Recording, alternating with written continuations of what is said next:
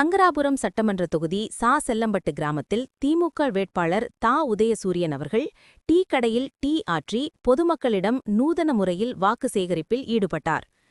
கள்ளக்குறிச்சி மாவட்டம் சங்கராபுரம் அருகே உள்ள சா. செல்லம்பட்டு கிராமத்தில் சங்கராபுரம் சட்டமன்ற தொகுதி திமுக வேட்பாளர் தா. உதயசூரியன் அவர்களுக்கு அந்த கிராமத்தில் உற்சாக வரவேற்பு அளித்து பட்டாசு வெடித்து ஆரத்தி எடுத்து திமுக வேட்பாளரை வரவேற்றனர்.